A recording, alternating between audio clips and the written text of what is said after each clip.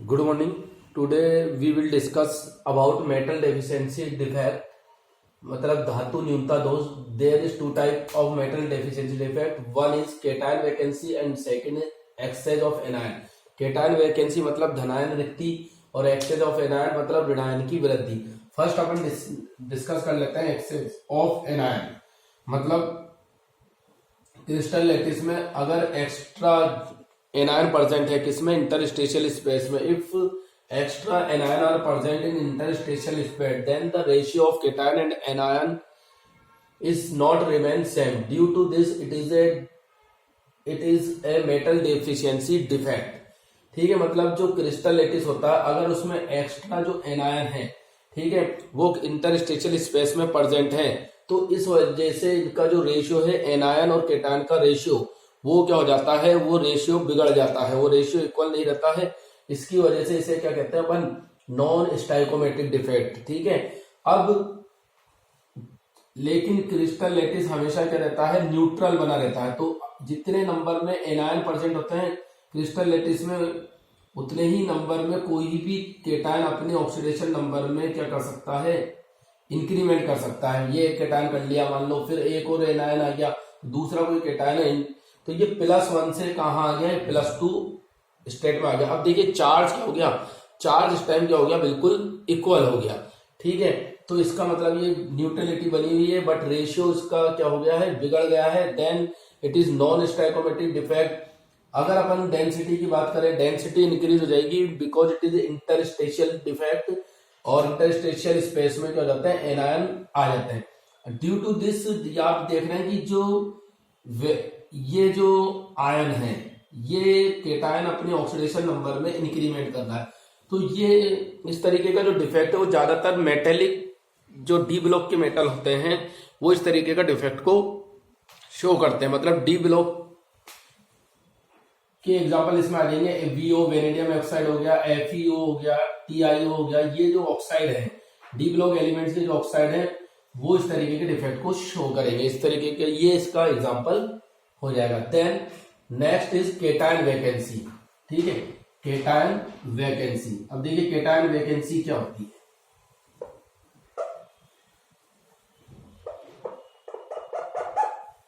देखिए cation vacancy,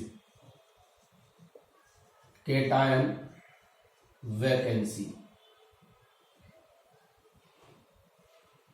ठीक है, ये अपना क्रिस्टल लैटिस और मान लीजिए इस क्रिस्टल लैटिस में कुछ क्या हो जाती है, केटायन वैकेंसी प्रेजेंट होती है. ठीक है, अब केटायन वैकेंसी प्रेजेंट है तो डेंसिटी क्या होगी, डिक्रीज होगी. It is a non stoichiometric defect क्योंकि रेशियो क्या हो गया इसका, इक्वल नहीं रहा है. ठीक है, रेशियो केटायन और एनायन का रेशियो चेंज हो गया. So it is a cation vacancy. तो ये क्या है, केटायन वैकेंसी है.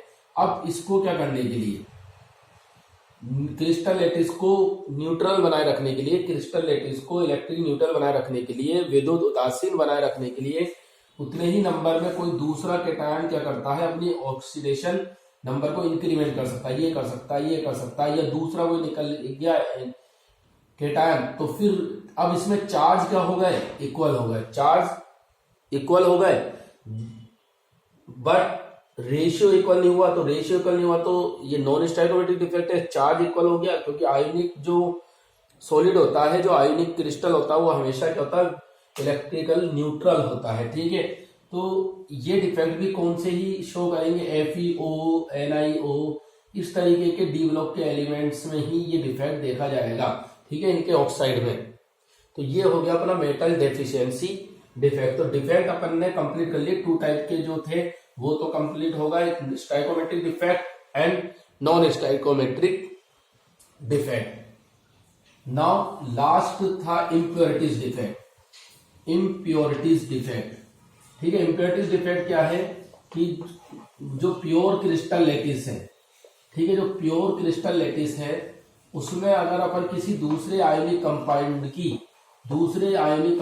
की क्या डाल दें, इम्प्योरिटीज डाल दें, तो it is non as impurities defect.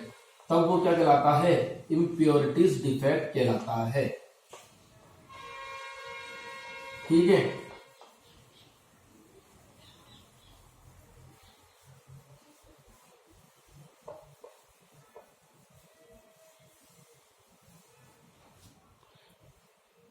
For example impurities defect का एग्जाम्पल लेते हैं। For example when we mix SrCl2 in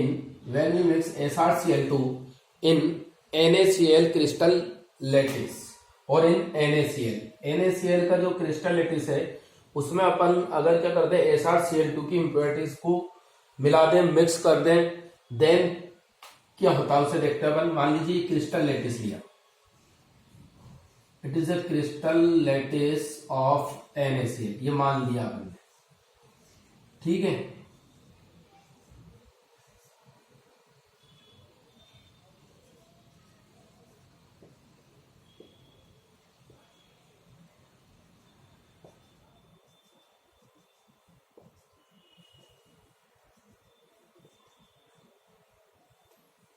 Na plus Cl minus Na plus Cl minus इस तरीके से इसे अपन अपोजिट चार्ज वाले आयन से फिल कर लेते हैं।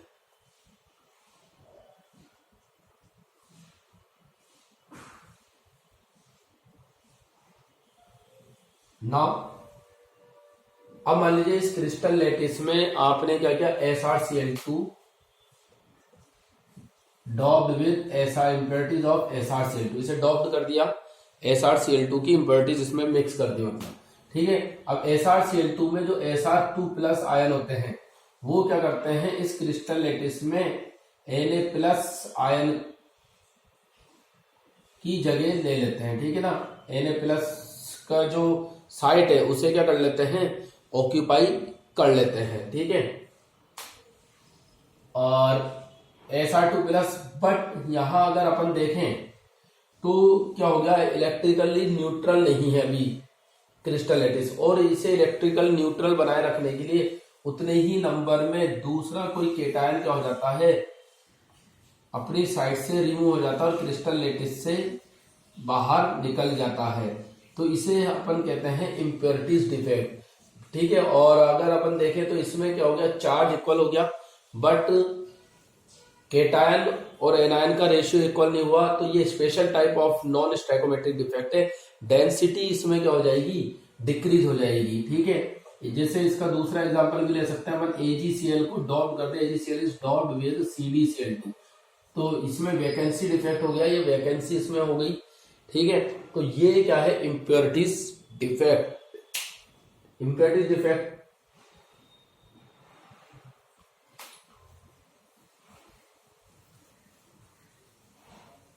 अब next is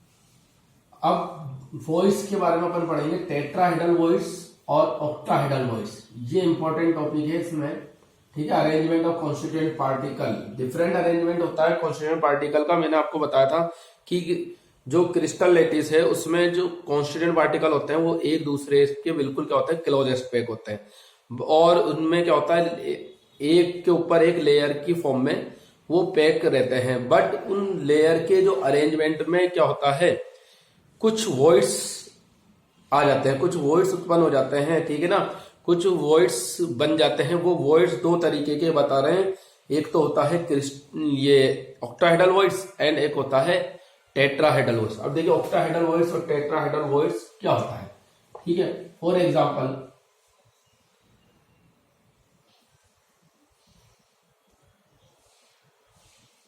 if 3 constituent particle present in first layer, then 1 constituent particle are present on these 3 constituent particle। अब वो जो 1 constituent particle होगा जो वो क्या होगा, सेकेंड लेयर का होगा, इफ, ठीक है ना।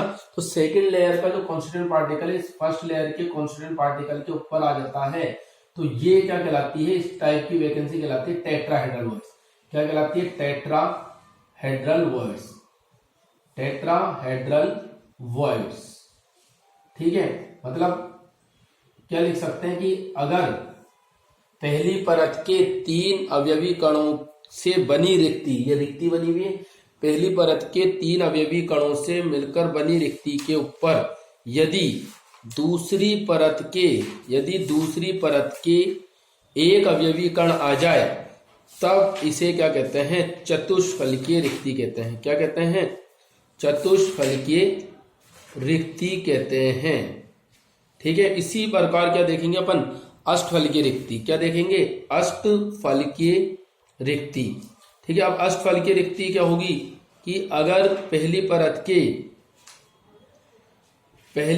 के जो अवयवी कण हैं, 3 अवयवी कणों के ऊपर दूसरी परत के ही कितने आ जाएं, 3 अवयवी कण और आ जाएं, तो इस प्रकार प्राप्त रिक्ति क्या कहलाएगी, अष्टफलकीय रिक्ति कहलाती है। ठीक है ना। If 3 constituent particle of second layer are present on 3 constituent particle of first layer, ठीक है, तो इस प्रकार बनी रिक्ति को क्या कहेंगे, अष्टफलकीय रिक्ति कहा जाता है। ठीक है, अब देखिए किस तरीके से अपन इसे ड्रॉ कर सकते हैं। मान लीजिए ये पहली परत के 3 क्या हैं, कॉन्स्टिट्यूएंट पार्टिकल हैं। ठीक है, इसके ऊपर सेकंड लेयर के ही क्या आ जाए, 3 कॉन्स्टिट्यूएंट पार्टिकल और आ जाए, इस तरीके से।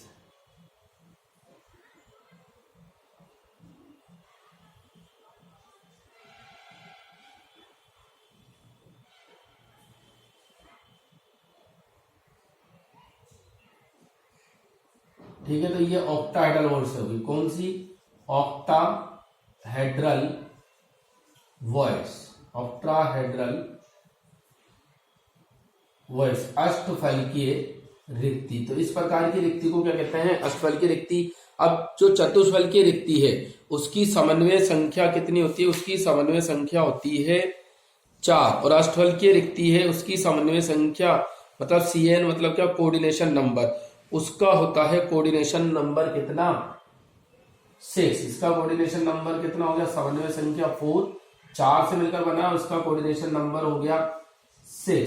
ठीक है, अब मान लीजिए कोई अवयवी कणों की व्यवस्था ऐसी है, ठीक है, जिसमें n नंबर में क्या है, n नंबर में एटम और कॉन्स्टिट्यूएंट पार्टिकल प्रेजेंट है, तो उसमें अष्टफलकीय रिक्ति की संख्या भी कितनी होगी, n ही होगी। और चतुष्फलकीय रिक्ति मतलब tetrahedral voids will B 2n, मतलब ऑक्टाहेड्रल वॉइड्स से क्या होते हैं, टेट्राहेड्रल वॉइड्स जस्ट डबल होते हैं, और जो कॉन्स्टिट्यूएंट पार्टिकल और जो ऑक्टाहेड्रल वॉइड्स हैं उनका नंबर क्या होता है, सेम होता है। ठीक है, तो मान लीजिए गोलों की संख्या या अवयवी कणों की संख्या, तो यहां लिख सकते हैं number of particle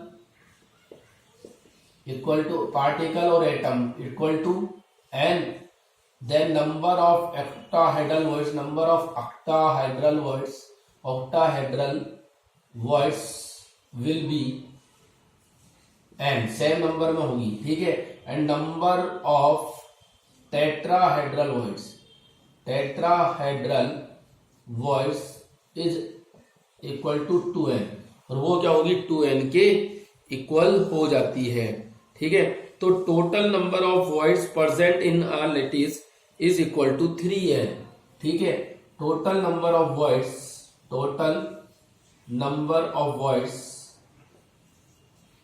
present in lattice is n plus 2n equal to 3n। ठीक है, तो टोटल नंबर ऑफ वर्ड्स कितनी प्रेजेंट होगी, 3n total number of voids इसके प्रेजेंट होंगे किसी भी क्रिस्टल लैटिस में। ठीक है,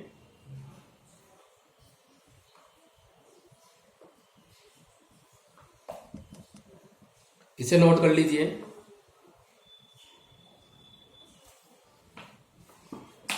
ठीक है, एक क्वेश्चन है वो भी नोट कर लीजिए।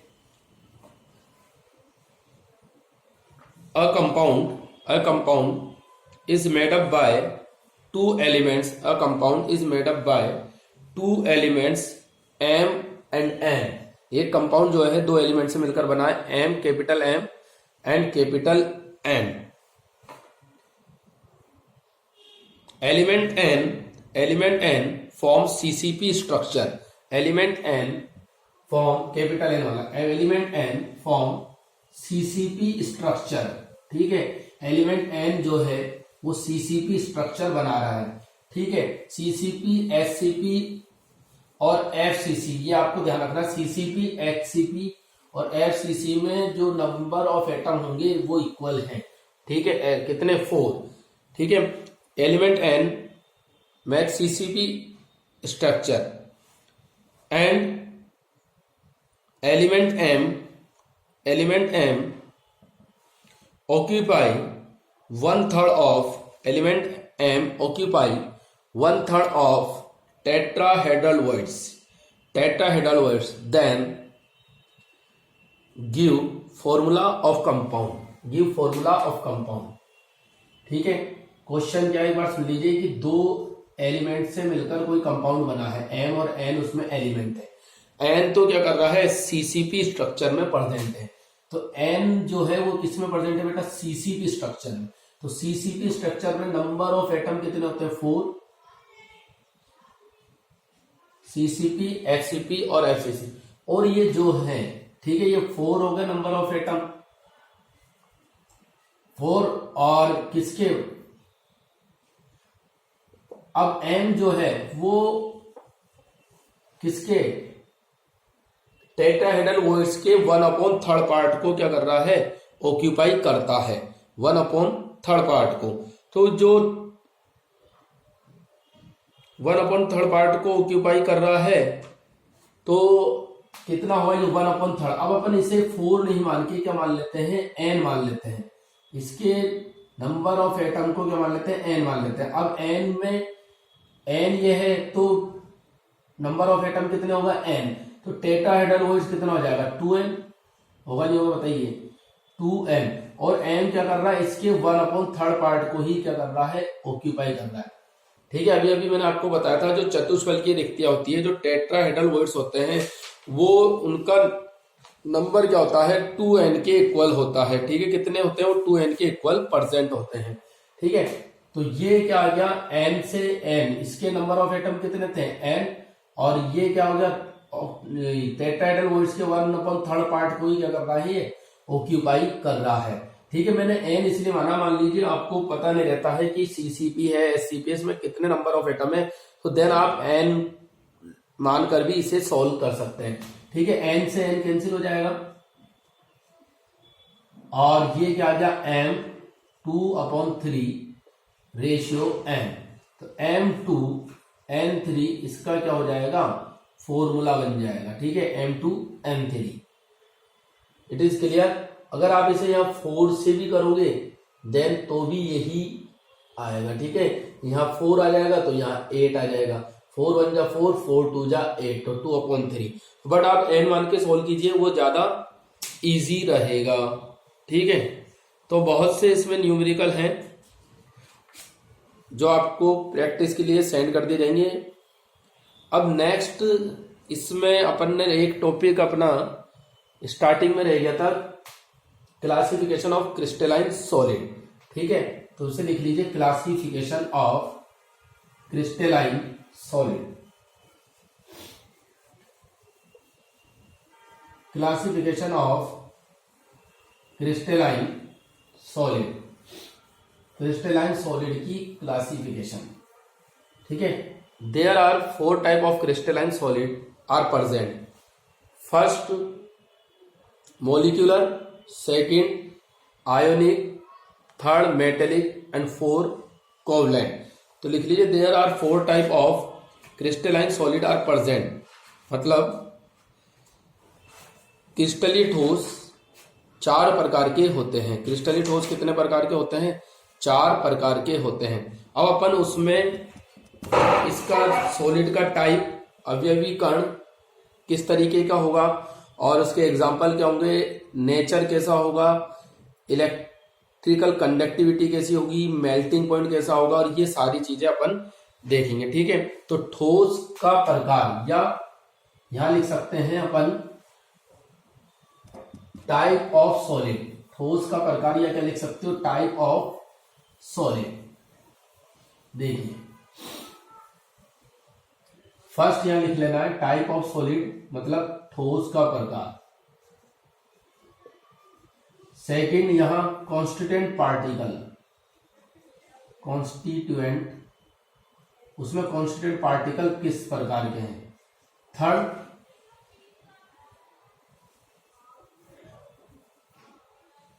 कॉन्स्टिट्यूएंट पार्टिकल के बाद टाइप ऑफ बॉन्ड मतलब उसमें बॉन्ड का नेचर क्या है। ठीक है, आयोनिक बॉन्ड होगा या टाइप ऑफ बॉन्ड कैसा होगा। ठीक है, नेक्स्ट इसका एग्जाम्पल ले सकते हैं या नेचर ले सकते हैं। एग्जाम्पल, इनके एग्जाम्पल क्या होंगे। ठीक है, इसके बाद इसका नेचर, फिजिकल नेचर मतलब ये सॉफ्ट होगा या कैसा होगा। ठीक है, नेक्स्ट वन इज विद्युत चालकता, इलेक्ट्रिकल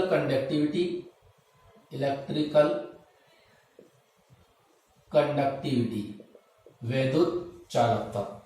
ठीक है, नेक्स्ट क्या है, मेल्टिंग पॉइंट। ये सब अपने को इसमें याद रखना है। देखिए, type of solid, first type अपन लेते हैं मॉलिक्यूलर सॉलिड। क्या ले लेते हैं, मॉलिक्यूलर सॉलिड। ठीक है, फर्स्ट टाइप। अब इसमें ये फर्दर डिवाइड होता है non polar, second polar, non polar solid, polar solid and hydrogen bonded solid, मतलब जिसमें हाइड्रोजन बॉन्ड होगा। ठीक है, अब देखिए इसमें नॉन पोलर सॉलिड में कॉन्स्टिट्यूएंट पार्टिकल कैसे प्रेजेंट होंगे। जो नॉन पोलर सॉलिड है उसमें कॉन्स्टिट्यूएंट पार्टिकल कैसे प्रेजेंट होंगे। तो मॉलिक्यूलर सॉलिड का ही टाइप है, तो तीनों में ही क्या होंगे, ये मॉलिक्यूल की फॉर्म में प्रेजेंट होंगे। मॉलिक्यूल एंड इसमें भी क्या होंगे, मॉलिक्यूल की फॉर्म में ही प्रेजेंट होंगे। टाइप ऑफ बॉन्ड, ठीक है, तो इसमें डिस्पर्शन फोर्स होगा या लंडन फोर्स होगा। ठीक है, डिस्पर्शन फोर्स और लंडन फोर्स होगा। लंडन फोर्स ऑफ अट्रैक्शन होगा किसमें, नॉन पोलर में। नॉन पोलर के एग्जांपल क्या हो जाएंगे, जैसे H2O2 के मॉलिक्यूल के बीच। ठीक है, N2 I2 H2 O2 N2 I2, या फिर जैसे नॉन पोलर में CO2 डायपोल मूवमेंट 0 होता है ना, फिर सारी इनर्ट गैस आ जाएगी, हीलियम, नियॉन, आर्गन, ये सब। ठीक है, पोलर मॉलिक्यूल में तो आप जैसे HCl हो गया, HBr हो गया, इस तरीके के मॉलिक्यूल आ सकते हैं। HI हो गया, SF4 हो गया। इसमें क्या होगा, डायपल इंटरेक्शन होगा। टाइप ऑफ बॉन्ड कैसा होगा, डायपल इंटरेक्शन। ठीक है, और इसमें टाइप ऑफ बॉन्ड आपको पता है हाइड्रोजन बॉन्ड होगा। अब इनके एग्जांपल देखते हैं। एग्जांपल क्या हो जाएगा इसका, HCl, HBr, HI, SF4, SO2। हाँ, SO2 क्या है, डायपोल मूवमेंट इसका 0 नहीं होता। CO2 का डायपोल मूवमेंट 0 होता है, क्योंकि ये क्या होती है, इसकी लीनियर स्ट्रक्चर होती है, और इसकी लीनियर स्ट्रक्चर नहीं होती है। ठीक है, अब हाइड्रोजन बॉन्ड वाले H2 फोन में होता है ना, FON, तो ऑक्सीजन आ गया, HF hydrogen fluoride and NH3, इन तीनों हाइड्राइड में हाइड्रोजन बॉन्ड फॉर्म होता है। ठीक है, फिजिकल नेचर अगर अपन देखें मॉलिक्यूलर सॉलिड का, तो फिजिकल नेचर इन तीनों का ही कैसा होगा, सॉफ्ट। ठीक है ना, सॉफ्ट होंगे तीनों ही। सॉफ्ट मीन्स क्या, मुलायम होंगे। ठीक है, अब इलेक्ट्रिकल कंडक्टिविटी की अगर बात करें तो ये इंसुलेटर होंगे। कैसे होंगे, इंसुलेटर होंगे। ठीक है, इंसुलेटर।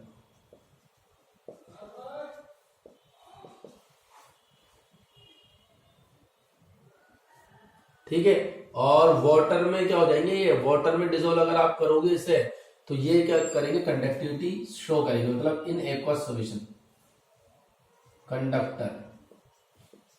बट कंडक्टिविटी इनकी क्या होगी, कम ही होगी। ठीक है ना, कंडक्टर इन वाटर सॉल्यूशन। और बाकी H2O2 N2 ये क्या होंगे, इंसुलेटर ही होंगे। ठीक है, अब इसके बाद जो मेल्टिंग पॉइंट होगा इनका लो होगा, मेल्टिंग पॉइंट सभी का मेल्टिंग पॉइंट कैसा होगा, इसका लो। ठीक है, मेल्टिंग पॉइंट इसका क्या हो जाएगा, लो हो जाएगा। अब नेक्स्ट जो है ionic solid, second type ionic solid. ये समझ में आ गया। नॉन पोलर में ऐसे मॉलिक्यूल का एग्जांपल होंगे जिसमें उनका डाइपोल मूवमेंट क्या आएगा, जीरो आएगा। या मतलब जो क्या होगा, होमो न्यूक्लियस वाले होंगे, H2 N2 I2 CO2 या फिर इनर्ट गैस है। ठीक है, और पोलर में डाइपोल डाइपोल इंटरेक्शन होगा तो पोलर कंपाउंड होंगे, इसमें HCl हो गया, HBr हो गया।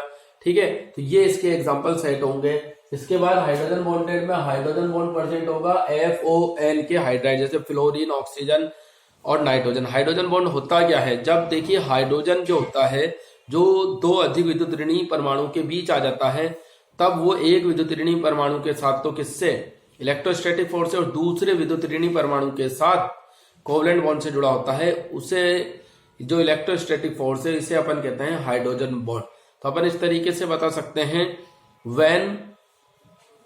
when hydrogen atoms are lies between two more electronegative species, like when hydrogen atom lies between two more electronegative species like fluorine, oxygen and nitrogen, then it bonded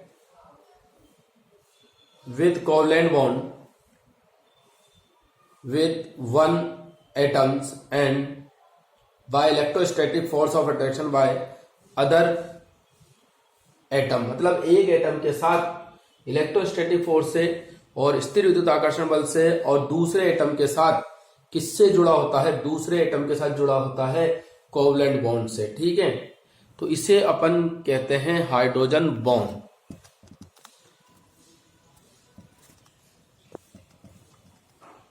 हाँ, अब next क्या है, molecular के बाद ionic solid. Ionic solid, ionic solid क्या होता है, देखिए अब इसमें कॉन्स्टिट्यूएंट पार्टिकल, सिंपल सी बात है, कॉन्स्टिट्यूएंट पार्टिकल कैसा होगा, आयन की फॉर्म में होगा। कॉन्स्टिट्यूएंट पार्टिकल कैसा होगा, आयोनिक सॉलिड में आयन की फॉर्म में आयन्स होंगे। ठीक है, टाइप ऑफ बॉन्ड, तो टाइप ऑफ इलेक्ट्रोवैलेंट बॉन्ड या फिर अपन क्या कह सकते हैं, आयोनिक बॉन्ड प्रेजेंट होगा। ठीक है, तो इलेक्ट्रोवैलेंट और आयोनिक बॉन्ड।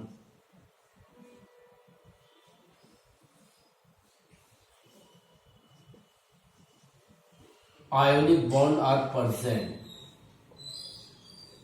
ठीक है, और एग्जाम्पल, ये एग्जाम्पल आप जानते ही हो, आयोनिक कंपाउंड है NaCl, कई बार बात कर ली, NaCl, KCl, KBr, KI, ये सब आयोनिक कंपाउंड इसमें आ जाएंगे। जैसे ZNS CaF2, ZNS CaF2, तो ये किसी भी एग्जाम्पल को लेकर पूछ सकता है ये किस प्रकार का सॉलिड होगा। अब नेचर कैसा होगा, रिजिड होता है। ठीक है, रिजिड बट ब्रिटल। ब्रिटल मतलब ये प्रेशर लगाने पे क्या हो जाते हैं, टूट जाते हैं। ठीक है, आसानी से प्रेशर लगाने पर टूट जाते हैं।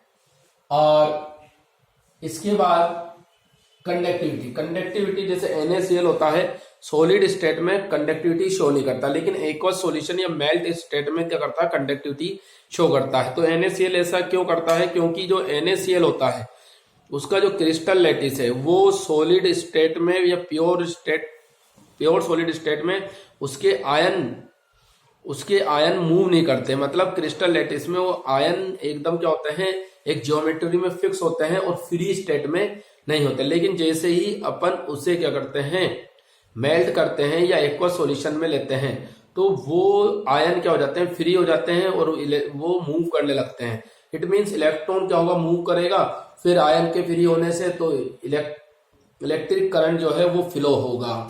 तो ठीक है, तो सॉलिड स्टेट में क्या होंगे, insulator, but conductor in melt और in aqueous solution. Insulator in solid state, insulator in solid state, but conduct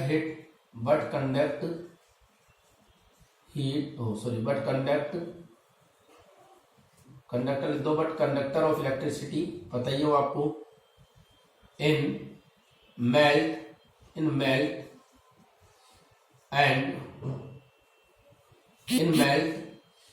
and in aqueous solution में और मेल्ट स्टेट में क्या होंगे, ये कंडक्टिविटी शो करेंगे। ठीक है, और इनका जो मेल्टिंग पॉइंट होगा, वो मेल्टिंग पॉइंट क्या होगा, मॉलिक्यूलर सॉलिड से ज्यादा होगा, हाई होगा थोड़ा।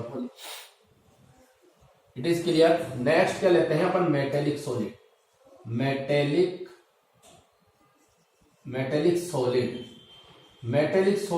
और मेटेलिक सॉलिड में क्या होंगे, जो कॉन्स्टिट्यूएंट पार्टिकल होंगे, मतलब जब ये भी कण जो होंगे वो किस तरीके से होंगे कि जो सी ऑफ इलेक्ट्रॉन होगा, मतलब इलेक्ट्रॉन के समुद्र में क्या होते हैं, कहीं कहीं पॉजिटिव चार्ज या पॉजिटिव आयन प्रेजेंट होगा, तो कर्नेल की फॉर्म में होगा, इसे कहते हैं अपन कर्नेल। तो ये वर्ड लिख लीजिए, वो याद रखिएगा, कर्नेल। ठीक है, मतलब इलेक्ट्रॉन का समुद्र है और उसमें पॉजिटिव आयन या केटायन प्रेजेंट है, बिखरी हुई अवस्था में है। ठीक है, अब ये कर्नेल की फॉर्म में होंगे। Type of bond, type bond कैसा होगा, मेटेलिक बॉन्ड होगा, जब मेटल है तो मेटेलिक बॉन्ड्स आर प्रेजेंट। ठीक है, एग्जाम्पल सब सारे मेटल आ जाएंगे, Zn है, Fe है, Co है, Ni है, Cu है। ठीक है, ये मेटल इसमें प्रेजेंट होंगे। फिजिकल स्टेट आपको पता है, ये रिजिड होते हैं, काफी रिजिड, मेलिएबल,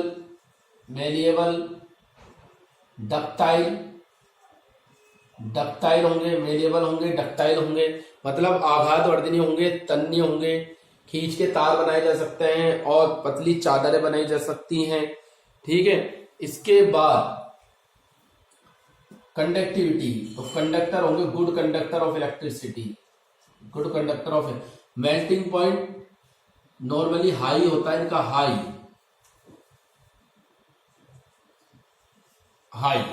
ठीक है, तो मेल्टिंग पॉइंट क्या होगा इनका, हाई होगा। अब जो कोवलेंट सॉलिड है, लास्ट करते हैं कोवलेंट सॉलिड। ठीक है, कोवलेंट सॉलिड का एग्जांपल देखेंगे, और कोवलेंट सॉलिड में कॉन्स्टिट्यूएंट पार्टिकल किस फॉर्म में प्रेजेंट होते हैं। ठीक है, कोवलेंट सॉलिड में जो कॉन्स्टिट्यूएंट पार्टिकल होते हैं वो एटम की फॉर्म में होते हैं। किसकी फॉर्म में होते हैं, atoms. Constituent particle are present in form of atom, तो कोवलेंट बॉन्ड होगा एटम्स के बीच होगा। ठीक है, म्यूचुअल शेयरिंग होती है कोवलेंट बॉन्ड में, पता ही है, इससे कोवलेंट